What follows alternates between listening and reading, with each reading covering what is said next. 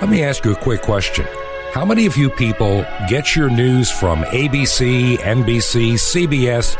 We're talking television, maybe even radio, CNN, MSNBC, or even worse than that, Facebook. Well, I got some news for you if you're getting your news from those people. This is Truth to Ponder with Bob Bierman. Tell me lies, tell me sweet little lies. Tell me lies, tell me lies. Oh, no, you can't disguise. And welcome to the Wednesday edition of Truth to Ponder. I'm your host, Bob Bierman. Kind of bear with me a little bit today. Got a bit of a runny nose, a little allergy thing going on, so if I kind of disappear for a second, you'll understand why. It's that time of the year, and I do have some allergies to certain molds and dust, and they kick up from time to time. But I was thinking the last couple of days, we talked about it earlier in the week when I titled the program, Tell Me Lies, Tell Me Sweet Little Lies. And I kept thinking about the media today. You watch a press conference, you watch an event, and then you watch how they report on that event. Now, I'm not talking so much about maybe your local TV station or some local radio station. They generally tend to be pretty good in terms of being accurate because they got to live in the same town as the station that they work at. But it's a different breed for those that are on the White House core or those that are in D.C. or New York or London or anywhere else. The press corps today, to me, is one of the most deceiving groups of individuals that walk the face of the earth. There's no doubt about it. They are deceptive, and they are not to be trusted. They have an agenda. They have sold themselves out for that agenda, and I think you know that. One of the things that is truly getting under my skin every day. Now, I use Facebook. I know that someday I'm going to have to get rid of it because it's just becoming a cesspool. But every time anybody says anything about the election, doesn't matter what, Facebook has got this immediate little thing that goes up there saying, and here's where you click to find out more about the elections, and Biden won. Biden won. You have to understand that Biden won. And no, there's no such thing as voter fraud. That is all. And they keep doing this. It's like, okay, the election was, how many days ago? 6.5 weeks ago? 6 weeks ago? 6 weeks ago yesterday? And, you know, we know what you all think in the news. To watch the bankrupt, idiotic, stupid press corps at a press conference with the White House, it's always the same questions. Is the president going to concede? Is he going to leave the White House peacefully? These people, then when it comes to Joe Biden, how's the weather? There's never a real question to Joe Biden. But you've got a cynical and asinine press. I'm sorry. They are just vultures eating apart the truth. They're picking at it like a vulture on a carcass as they tear the truth apart. There is no truth in NBC any longer. Nothing but garbage. I was going to say something else. ABC, CBS, same thing. They will do an interview and they will re-edit that interview so it sounds like the person is saying exactly the opposite. So here's my advice. If you want to keep your sanity, if you want to at least get a better understanding of the news today, don't go to NBC, don't go to CNN. You know, it wasn't long ago, Project Veritas kind of showed what goes on behind the scenes at CNN, and believe me, it's true. About 5 years ago now, it was about 5 years ago, I had the opportunity to go on the VIP tour at CNN. That's a big deal. This is back in 2015. And I went to the CNN headquarters in Atlanta, and you get to be behind the scenes, and it was very obvious that the people working and writing the news and putting it all together were either for Bernie Sanders or Hillary Clinton. You could see the stuff on their desk. You could listen to what the producer is telling the talent. You don't hear that on the TV, but we could hear it in this little room. And they were definitely in the tank for the Democrats, and they were going to do anything they could to smear any Republican that would come along in the primary. CNN ought to be, they need to come under the FEC rules. This is not so much about freedom of speech. This is where they're lying to you. They're trying to say, we are an unbiased news source. Come to us, we'll give you unbiased truth and news, and they're not. They're giving you propaganda, the kind of propaganda that Joseph Goebbels would be proud of.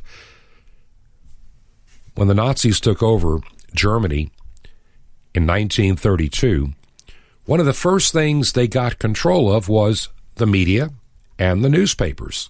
Even got deeply involved with movies and the cinema.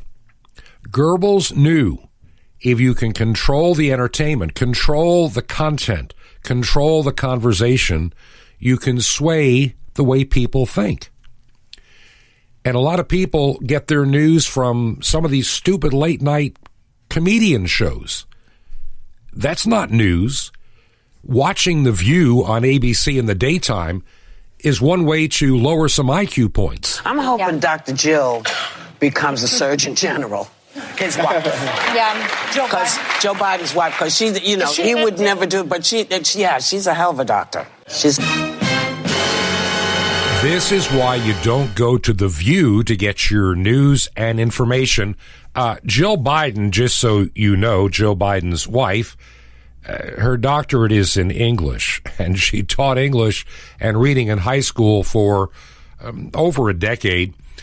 It is obvious that Whoopi Goldberg thinks that if you have the title doctor, it only means medical doctor, but obviously there are many other kinds of doctorates out there in the world today. But getting your news from people that are primarily in entertainment is got to be one of the dumbest things I've ever seen. They basically, especially in Hollywood, they are in the tank for Democrats. They don't even understand why, except the social issues. They're all into, the LGBTQ. They're all into gay marriages and all of that. Anything on the social side, they're into. So if anybody holds a different opinion, they're immediately labeled as some kind of a racist or homophobe or thisophobe or thatophobe.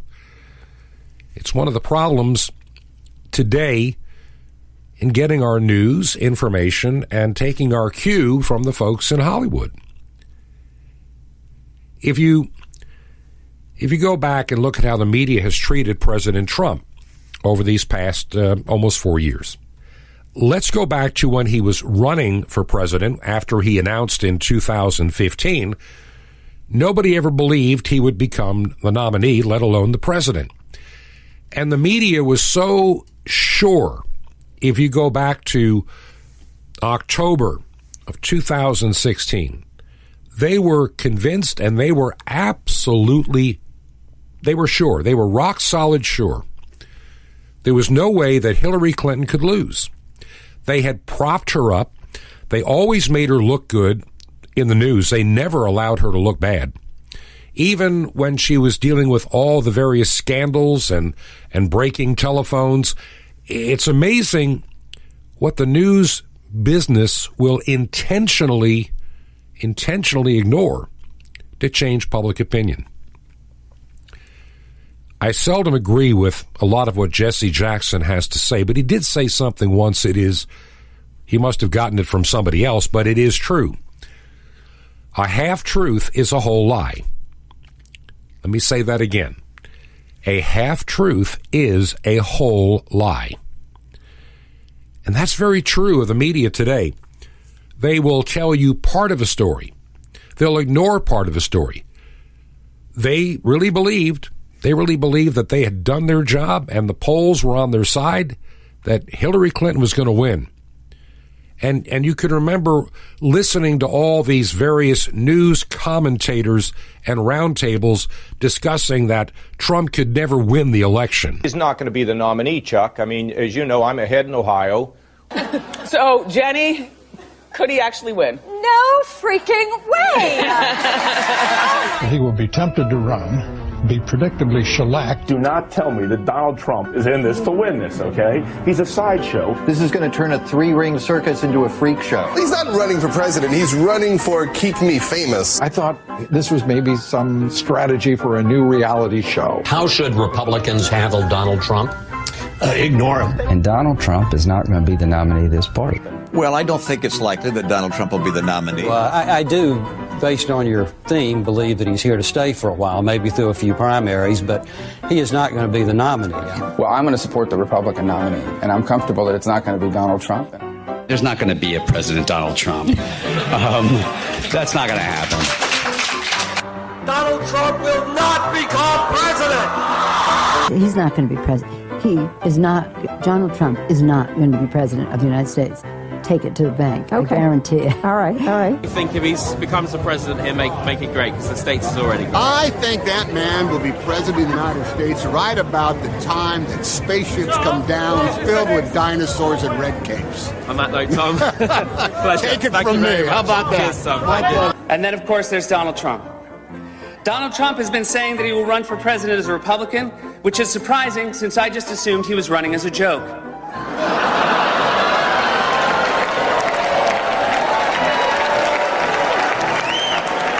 Donald Trump, just last week, he confirmed to the National Review that he is again considering a run in 2016. Do it. Do it. Look at me.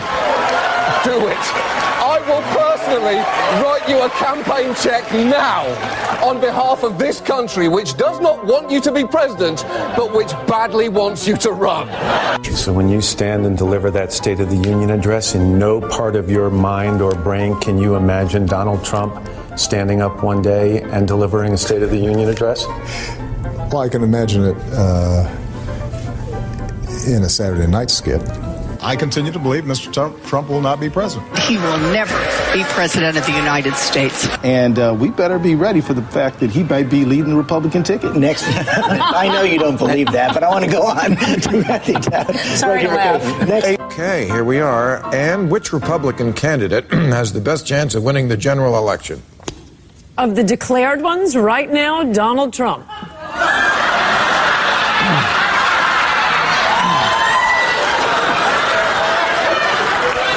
And so, right now, Mr. Trump, to answer your call for political honesty, I just want to say, you're not going to be president, all right?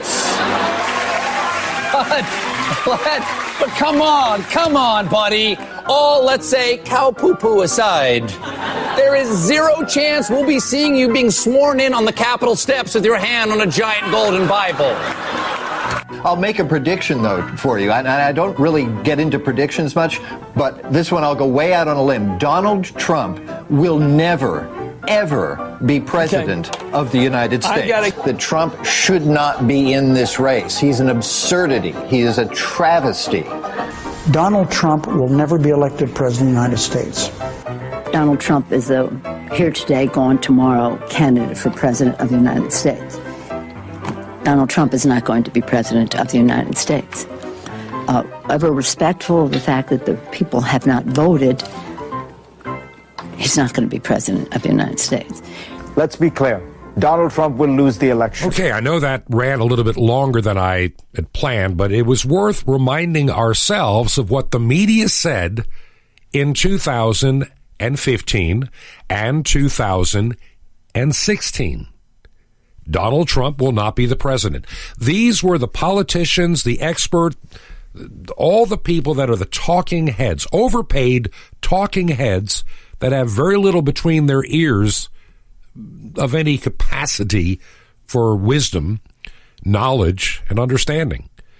They are there with a one set mind. They decided that the globalists must win, which is going to be, in that case, Hillary Clinton. And the entire campaign, from the time that it was apparent that she was going to be the standard bearer of the Democrat Party, with everybody else getting out of her way, that she was the anointed one. She was going to be the president, the first woman president. She was going to shatter the glass ceiling Everything was planned to the utmost detail, right down to the amount of Botox she injected into her face to look young every day. There was the narrative put out by the media that she is experienced, she's been tested, she's ready to go on day one. And all we heard throughout 2016, the polls say that she's going to win by a landslide. Now, we're not talking in the popular vote. We're talking in the Electoral College. They saw no path to victory at all. No path at all for Donald Trump. There was no way he was going to win in 2016. We begin with CBS News Elections Director, that's Anthony Salvanto, at our electoral map with what it will take for each nominee to win today. Anthony, good morning. Good morning. Happy Election Day, Gail. When we look at these battleground states we've been following, we see in the polling that a lot of them have been leading towards Hillary Clinton so far. So we look at this map and we take states like Wisconsin, like Michigan. Those have been leaning towards Clinton. Then watch the key state of Pennsylvania. Most of their voters vote today as opposed to having voted early. If she can win there, and you start to think about what her math looks like from there, well, you take Virginia, where she's also been leading in polls, and then she's getting close. And then watch places like North Carolina or a couple of the states out west like Nevada. All she would need to do then is get one of those to go over the 270. And what story that tells you is that she might have an easier path on the electoral map if she can get the turnout that she needs. So what about Donald Trump's path to victory? Yesterday, his campaign manager, Kellyanne Conway, said she saw 6 different paths for him. Yeah, he does have different paths, but they all involve flipping a lot of states, some of which have been leaning blue so far. Let me show you. If he can get Ohio, let's say, where he's been up or even in the polls, if he can get Florida, he can probably get Iowa, then he's still got to hold on to Arizona and then go back and try to flip some of these other states. Maybe get North Carolina, and then even then he's got to go and get maybe it's a Michigan or a Wisconsin to put him over the top. If that sounds like a lot of states, it is possible, but he's got to flip a lot of them, Gail. Bottom line, even if he wins Florida, North Carolina, Ohio, he's got to flip one of those states like Michigan, Wisconsin, or Pennsylvania. Exactly. Yeah. Thank you, Anthony. Thank you so much. So let's think about these 2 audio clips we just heard. The one showing the compilation of everybody saying that Trump cannot win. And even in that group, people that became some of Donald Trump's biggest supporters, or at least they say they are, found out they were very wrong. People like Senator Lindsey Graham didn't see any way that Trump could win. You saw Karl Rove and others. There's just no way he's going to win. They had it all figured. It's going to be Hillary. Not a problem. We'll just have to get used to it. Then we saw that election night. I remember being up a little over 4 years ago watching. And I remember when it looked like they were going to give the state to Hillary in Florida, where I live, and then all of a sudden the other ballots were coming in stronger, and before you knew it, he won Florida. Wow, that was a surprise. He won North Carolina, then Pennsylvania, then Ohio, then Michigan, then Wisconsin, and it was over. They said it could never happen because they took it for granted that they had done their job, so to speak, in propaganding us to think that Hillary was the heir apparent. She was going to break that glass ceiling. There was going to be a big fireworks show in New York Harbor, and she was going to come down to greet the crowds at her big party in New York City. And it became a big cry fest. Now, I'm telling you all this for a number of reasons. Number one, let's think about this. The media was all in for Hillary Clinton 4 years ago, just like they were all in for Joe Biden in this current election cycle. There's no bones about it. They never asked him the hard questions. Even the embarrassing presidential debates, you could see the disdain that those that were the moderators had for Donald Trump. They did not like him. And the questions were more softball for Joe Biden. And they had those kind of questions like, is it true you stopped beating your wife kind of question, nonsense, for Trump. For 4 years, the media has outright lied, distorted, hidden the truth from you. And so if you are watching any product that comes from NBC, and I'm not talking just the news, I'm talking their entertainment division.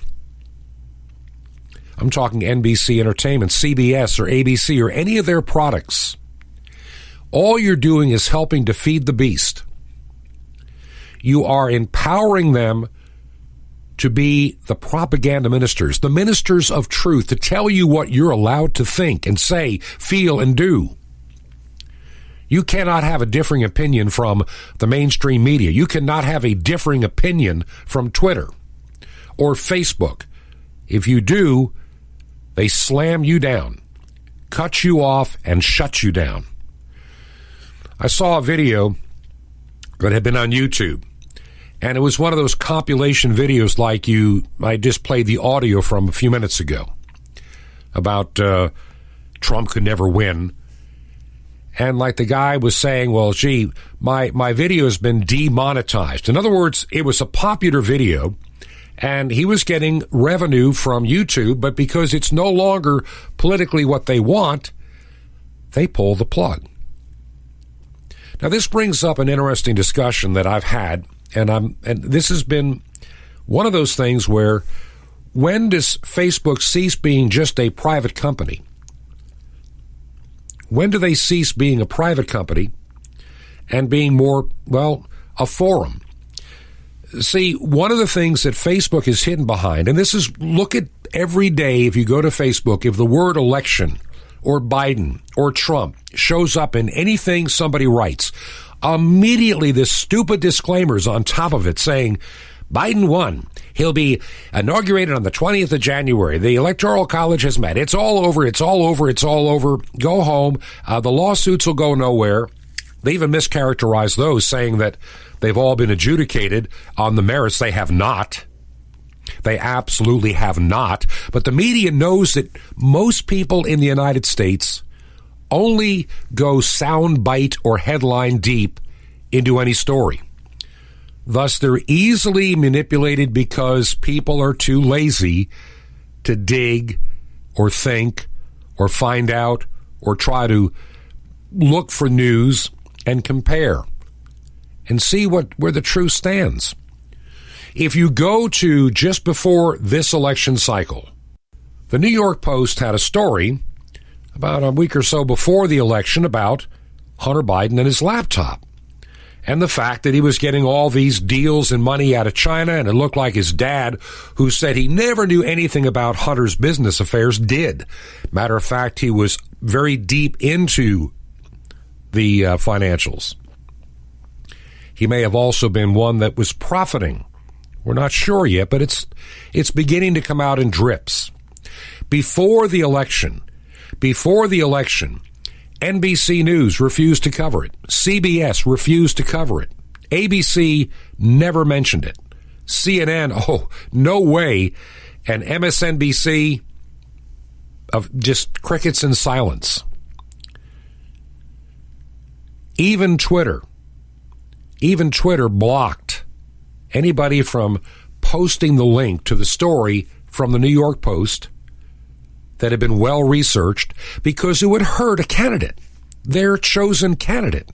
Now, here's where the problem comes in. Someone can say, they're a private enterprise. Yeah, they are. To a point, you're not allowed to give but only so much money toward an election as an individual. There is a maximum that anybody can give to a presidential election, and you cannot give beyond that. But what these companies have done is circumvent the law. They have controlled the narrative. In essence, what is it? $500 million has been poured into this election alone by Facebook. And they knew full well from their algorithms that they could fool enough people, keep enough people in darkness on certain stories, so did Twitter, that they could influence an election. That should be illegal. They should be held responsible before the Federal Election Commission for interfering with an election. 4 years ago, the Democrats said Trump is an illegitimate president and the Russians must have done it. We heard all this Russian nonsense, and people still, I'll write something and they'll say, well, it was never really disproven. What do you mean it was never disproven? It never was proven either. People can make up all kinds of accusations. It's not my job to disprove your accusation. Your job is to show facts and prove it.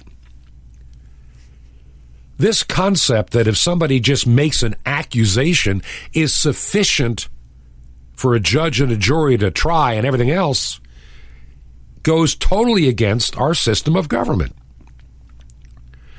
I'm just amazed. I stand amazed when I think about the whole Russian collusion delusion and how far up the chain it really went. This election, in my opinion, is still not over. And I'll talk about that in just a few minutes. We're going to take a break here at the halfway point. This is the program Truth to Ponder, Wednesday edition. Glad to have you with me. And I apologize for the slightly runny nose. It's that allergies and what have you going on. Hopefully by tomorrow I'll be a little bit more cleared up. Hopefully I have a guest lined up for tomorrow as well. We'll find out. Friday's program, I'm going to be sharing some memories with you as we get closer toward Christmas now. And I want to just kind of get away from some of the news on Friday and the weekend. And I hope that you enjoy that program that I'm putting together. This program on my part is a labor of love. I felt back in the summer the need to do this kind of a program. I felt that shortwave is still a viable option. Yeah, it's not as big as it was maybe 10, 20, 30 years ago. But there are a number of you that listen on shortwave. I know that. You've been letting me know by just regular letters and email that you are listening. And I really believe that the new frequency we're on at 4 o'clock Eastern Time and Monday, Tuesday, and Thursday, Friday, we're also on at 10 o'clock at night on 5950 has done a lot better on WRMI. We're still on 9395 at 6 p.m. If you can let me know what days and time or frequencies you're getting the program, it's a great help to me. Trying to decide the best way to be a good steward of the finances that are limited in keeping this show on the air. The shortwave time is not free, Monday through Friday, so any help you want to give, small or large, hey, I appreciate it. I'm not paying myself. I have no intention to do that. I just want to be here for you and share some wisdom and some truth. And you can, if you want to use regular mail, by the way, first, the website is truth2ponder.com. Truth2ponder.com. And from there, you can actually make a donation via PayPal, if you so desire. And also you'll find how to get a hold of our mailing address. I'll give it now in case you don't use the computer. I'm up in Georgia, and we'll be here for a while. May get to Florida sometime in January. Our address is 21 Berkshire Lane. 21 Berkshire, Berkshire. 21 Berkshire Lane. We are in Sky Valley, 2 words, Sky Valley, Georgia, 30537. On that line that says 21 Berkshire Lane, add this number 263. It's important. 21 Berkshire Lane, number 263. We have a little post office box set up here in our community, and that's the box number. It makes it a lot easier for the mail lady to find us. So 21 Berkshire Lane, number 263, Sky Valley, Georgia, 30537. This is Truth to Ponder with Bob Bierman. Little prayers and big wallets coming up. Shalom Alechem. This is the nice Jewish boy, Jonathan Kahn, your Jewish connection, bringing you the riches of your Jewish roots in Jesus. Now get your pen out as fast as you can so you don't miss out on receiving a special free gift you're going to get and love in a moment. Now, John Rice once wrote that his 6 daughters would sometimes gather around him and tell him all their needs. Their need for shoes, money for music lessons, and all sorts of other things. Sometimes he'd feel compelled to say, "Go easy, girls. I'm not made of money. We'll just have to get what we can afford and we'll go without the rest." But you never read in the Bible a verse that says, "Go easy." God never says, "Go easy. I don't have that much to give. I've already been pushed to the limit giving to others. I've spent most of my savings answering the prayers of other people. So give me a break. Limit your prayer request to just one item. Make it small. Go easy." No, you'll never find anything like that in God's word. God never tells you to be humble about your prayer request. He tells you ask what you will. You see, it's not humble to limit your prayer request. It's not humble to ask for little or nothing. To ask for little or nothing is to say either you don't trust him, you don't really believe he's got the stuff, you don't really believe his love or grace, or you don't really need his help. See, to be humble in your prayer request isn't humble. It's actually a sin of doubt and self-sufficiency. God never says, "Go easy." He says instead, "Go all out. Go for the highest. Seek the best. Seek and you shall find. Ask and it shall be given you. Knock and the door shall be open." Don't commit the sin of little prayer requests. Lay all your needs at his feet with faith and confidence in his riches and love. Because prayer and the love of God are 2 things with which you can't afford to go easy. Now, here's something for you you'll be blessed with. The mystery hidden for 2,000 years in the sands of Israel, better than Raiders of the Lost Ark, and it's real. The mystery of the temple doors, you'll love it. And Sapphires, your daily spiritual vitamin supply for victorious life in God. How do you get these gifts? It's all free, and it's so easy. Just remember Jesus' Hebrew name, Yeshua, and dial it. That's all you do. Just dial 1-800-YESHUA-1. You'll be so blessed, but call now, 1-800-YESHUA-1. Now, I invite you to minister with me and bring the good news back to the people who gave it to you, Israel and the unreached peoples of every tribe and tongue on 5 continents. You'll be so blessed, but call now, 1-800-YESHUA-1. That's YESHUA-1. Or write me direct, The Nice Jewish Boy, at Box 1111, Lodi, New Jersey, 07644. That's The Nice Jewish Boy at Box 1111, Lodi, Lodi, New Jersey, 07644. Well, till next time, this is Jonathan Kahn saying Shalom Aleichem, peace be to you, my friend, in Messiah, Ravinu, our teacher.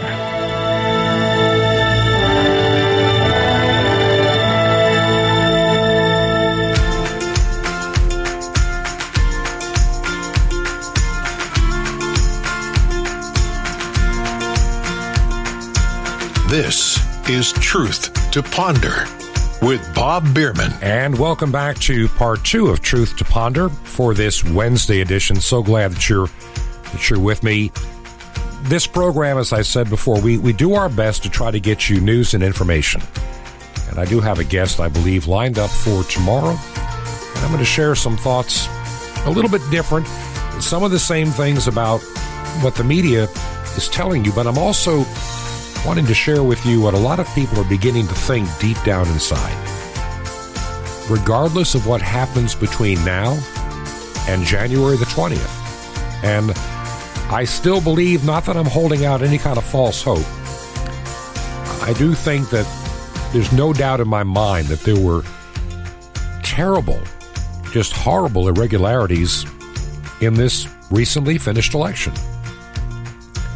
Every day, there seems to be a new story out there about something that went wrong, about Dominion voting systems and errors and mail-in ballots, dead people voting, illegal aliens voting, people maybe voting twice or from other states. The list just keeps going on and on. And everybody warned, and of course the media, we're talking about the media today, they said, oh, no, it's not going to be a problem at all. You know, this pandemic that we have to be very careful, and we cannot have people going to the polls and dying. I want you to think about something. All we heard back in March, April, May, social distance, got to shut things down, no restaurants, can't go here, can't go there, can't have any high school graduations. They're super spreading events, don't you know? First, we're told, don't wear a mask. Then we're told, do wear a mask. Then maybe it'll help. Maybe it won't.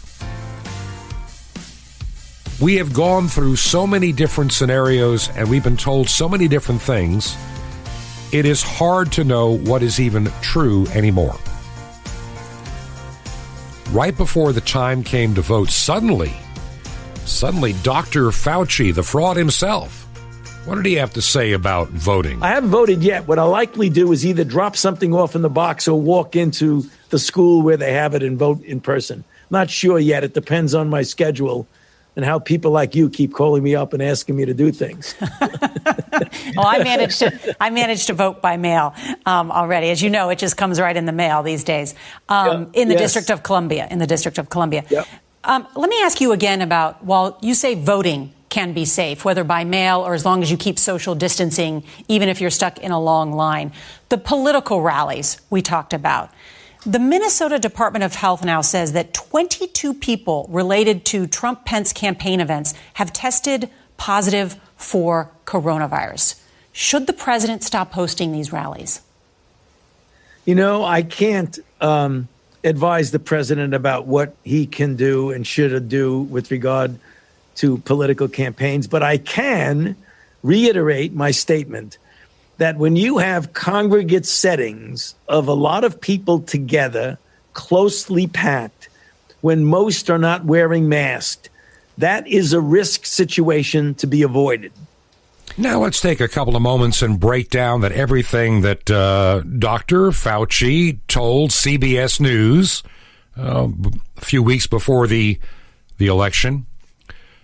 He planned on voting in person. He saw no particular problem. Of course, the issue was everybody needed to get as many people out to vote, including the Democrats. They were not fully confident that they had enough mail-in ballots coming back. And so rather than wait to the last minute, they started the narrative, and Dr. Fauci was more than happy to oblige. They started the new narrative that, well, maybe voting is not all that dangerous after all. And we can have some restaurants open. We can do all kind of things now. And, voting, just a few precautionary things, wear that mask and keep a few feet away, 6 feet away, whatever the case is. And you can vote. And you can vote safely. And so don't be afraid to vote. It's a very important thing that you need to go out there and vote. I mean, we have to vote. But notice how the CBS anchorette began to change the topic. Okay, so she mentioned, of course, here in D.C., they just mailed me the ballot. And I think that was ripe for fraud to have all these ballots mailed all over the country. There are not just isolated stories like, 1 in a million kind of stories. There are a lot of stories of people that had 2 or 3 ballots arrive at their home. They may lease an apartment, and somebody leased an apartment there a year or two before, and they were getting 2 and 3 ballots to the same apartment for people that didn't live there anymore. People that had family members that were deceased for years were getting ballots in the name of the deceased. There was an interesting person that voted in this past election. Must have been 122 years old. Sadly, that person died in 1986, but somehow managed to vote in this year's election. So voting was okay.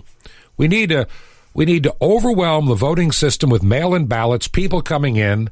And so for just a little while, we didn't have as much anxiety about the coronavirus. Notice that it kind of disappeared until a day or two after the election, and suddenly things started to ramp up. Hey, we're getting more cases. Notice in the story, notice carefully, she talks about this rally with thousands of people that, I did a little research on this one. 22 people tested positive as a result. Now, let's look at some of the numbers that came out. They're assuming around 20. Some of the reports are a little bit less.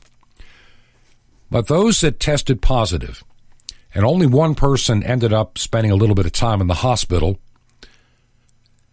one of the people may have already been infectious when they got to the rally, so they didn't get it there. necessarily. They may not have even spread it there. And when they try to tell you that, well, all these people tested positive, well, they finally admit, when you get to the end of a lot of the stories in a number of the newspapers and other sources at the time, back in October, health officials may have been warning about the spread of the virus, but after all the contact tracing was done, when everything was said and done,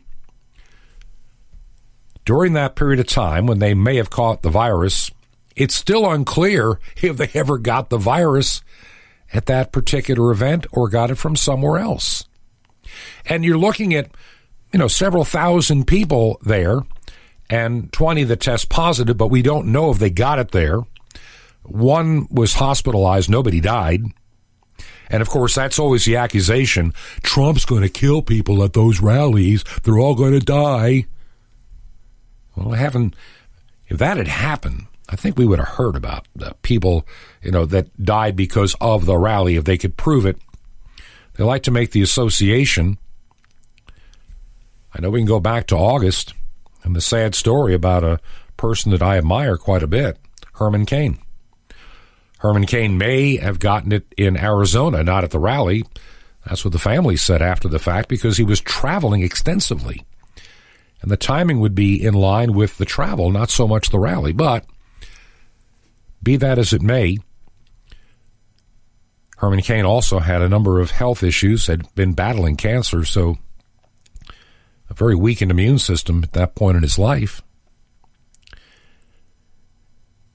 The coronavirus has been used, and you know as well as I do, it's been used, abused, and taken advantage of in such a way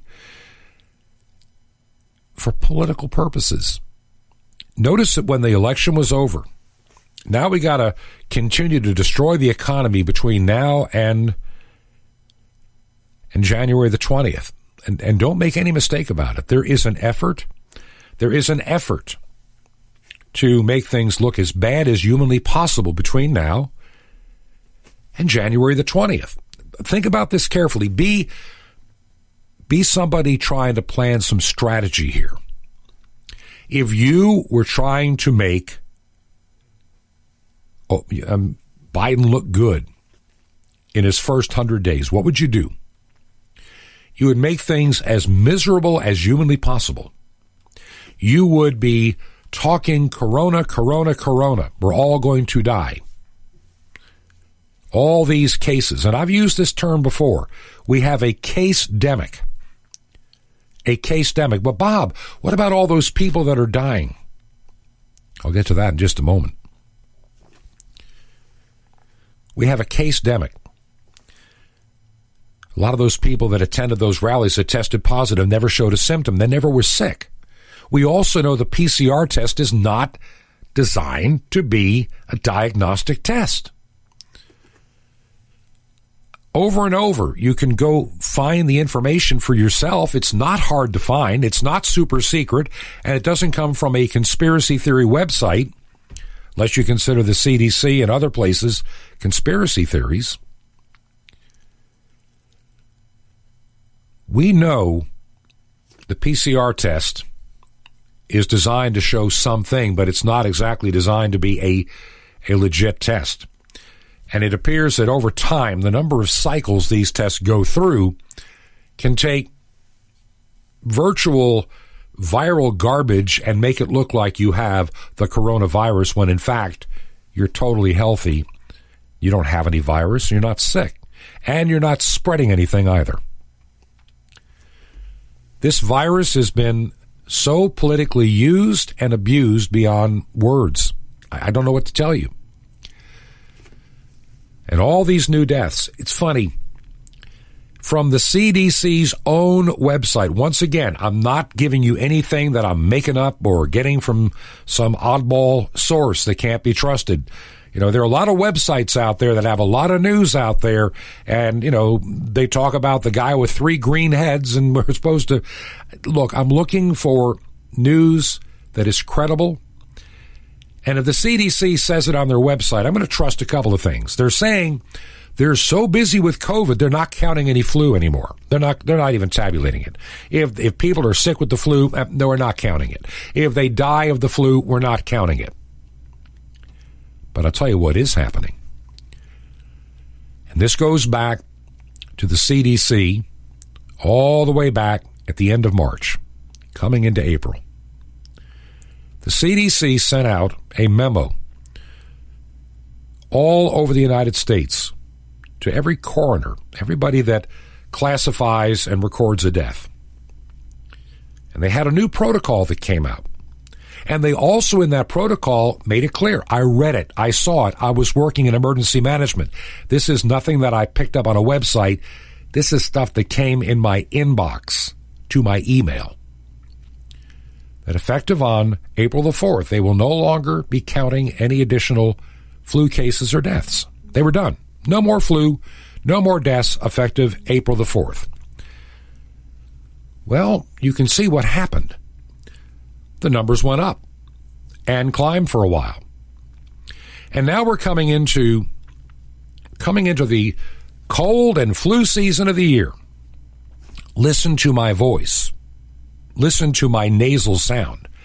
Either I've got a little bit of a cold going or an allergy going, but I think it's an allergy because I fought this a couple of times over the last few weeks, and it lasts about a half a day or a day, and then it's gone. So we'll find out. But what I'm trying to tell you is how many of these cases, I looked at a couple of counties, somebody shared like from there where they live out in California, they were sharing the stats from their county. And it shows prior years, like, 2019, 18, all the way back like 10 years, where they stand on the flu season this year. This particular county, by this time, last year they had, 1,000 and some odd cases of the flu, and they had a few people that had died. You follow? They had 1,000 plus cases of the flu. It's a large county. And they had some people die. This year, they don't have any. They have 29 cases of the flu, and it's been 29 for the last 9 days. They stopped counting, and nobody died. There was a person that did some excellent research at Johns Hopkins University, and the mainstream media, the lying media, suppresses it. It doesn't fit the narrative. The narrative of control can never be challenged. You do not challenge the ministry of truth at Facebook or Twitter, or you get banished, banned, or, I don't know what else they're going to do. Put us on an island? Put us in a gulag at some point? If you dare challenge the narrative, even if it's factually accurate, you can't say it. You are not allowed to speak factual truth if it goes against the predetermined narrative. And so what is the current predetermined narrative? Well, all these people are dying. We're going to have hundreds of thousands, and it's all Trump's fault. I know this one dear sweet lady. I say sweet, but not necessarily at times. Very hateful lately. She thinks that Donald Trump brought the COVID-19 virus to America to kill people. She believes that. And she believes that Biden will magically fix it the day he gets into office.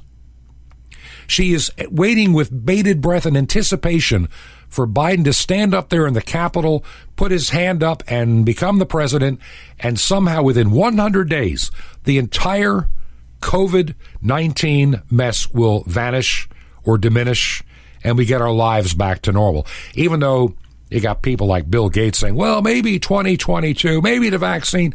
Nobody seems to know anything except keep you in fear, lock down, go out of business. If you want to see, like I say, the stats that I saved everything in case it ever got gone. This researcher at Johns Hopkins pointed out that we're calling a lot of deaths COVID when they may not be. Or maybe COVID was present, but it's not even a real cause.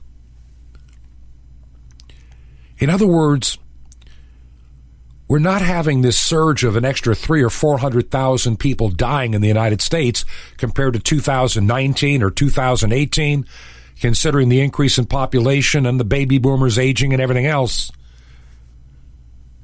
We might actually be a little bit below. But you can't say that on Facebook. They'll call it fake news, and they'll have all of their little fascist fact checkers all over it in a heartbeat, suppressing it. This is false information. You can't say that on this platform. And that's why the Facebook platform is increasingly becoming a sewer. It's becoming a political sewer. See, they're still working off rules that came out in the 1990s, and I remember them well. I remember in the 1990s, the early days as we started developing the internet. At least I should say the internet for home and general and business use. The internet's been around for a long time in the military and something similar for many banking institutions, but a public internet as we have it today. So let's go back to 1995.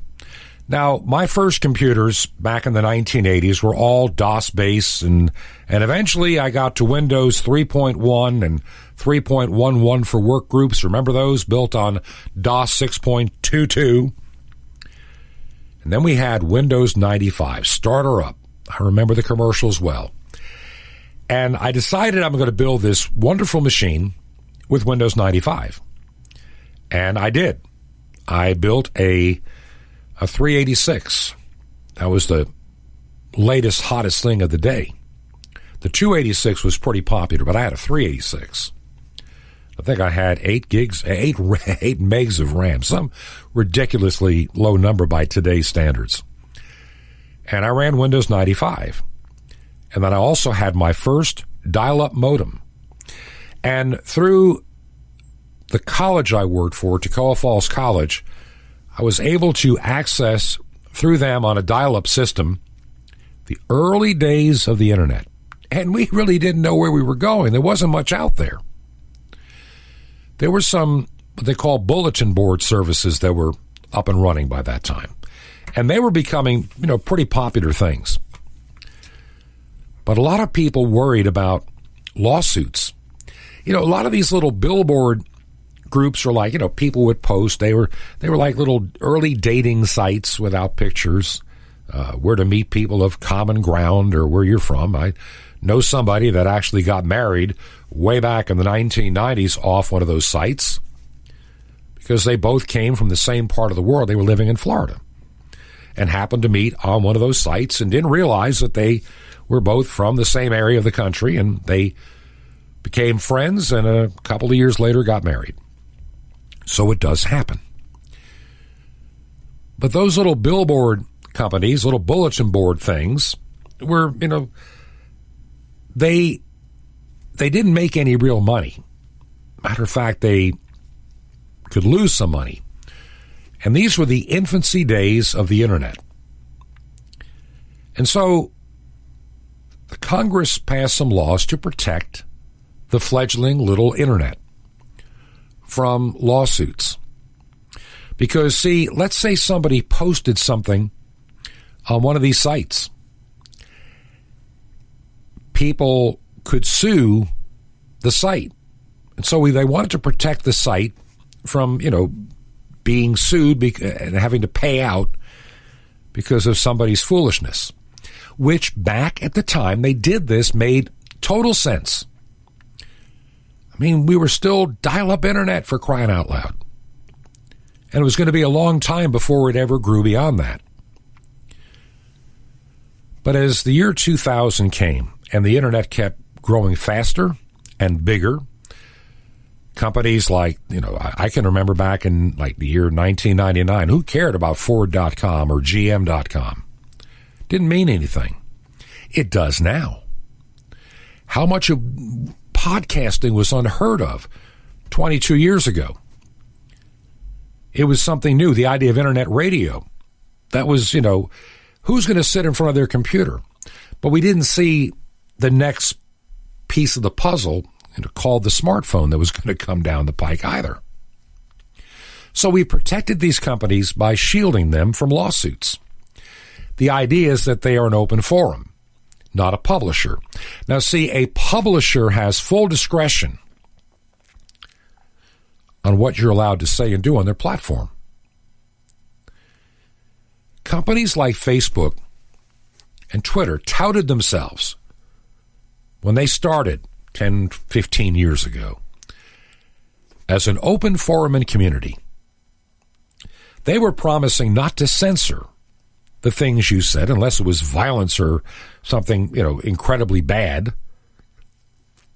But see, now they censor anything politically they don't like, and you cannot sue them currently. Why do you think Facebook put literally $500 million into this election to get people to vote? And notice their money went to counties like Fulton County, Georgia, Basket Case County, to get more people to vote. Wayne County, Michigan, other places, all these millions of dollars floating around. And they were pushing for the mail-in ballot. See, Mark Zuckerberg wanted Joe Biden. Actually, he wants Kamala Harris to be the president. If anybody thinks that Joe Biden is the pick of the Democrat Party, think again. He is nothing more than a placeholder. P-L-A-C-E. Holder. Placeholder. No more. No less. He was the most effective candidate they could come up with against Trump. The other ones were falling apart on the campaign trail. Bernie Sanders could never have won the election. Even with the cheating, it would have been too overwhelming. Kamala Harris could never win. She couldn't even get to the first primary. But she also will be the perfect extension for the Obama third term. And don't think that Barack Obama stayed in Washington, D.C. just so his kids could go to school. He has been the shadow government behind the scenes ever since he left the White House, 2017. He is the power of the Democrat Party. He is the one that started all the spying on the Trump campaign and the collusion delusion with Russia. All of it. Ukraine, Vindman, every bit of it has the fingerprints of Obama, Clapper, and Comey, all of them. That's why I hold out hope that maybe something can give before now and the 20th of January. Honestly, now that the Hunter Biden story has suddenly been discovered by ABC, NBC, CBS, the lying media that I told you about at the beginning of the program, we talked about that. Tell me lies. Tell me more lies. I want to hear your lies. Wow. Right on cue. Obama said to Joe Biden a long time ago, you don't have to do this, Joe. But they realized it was probably not a bad idea, and they used poor Joe.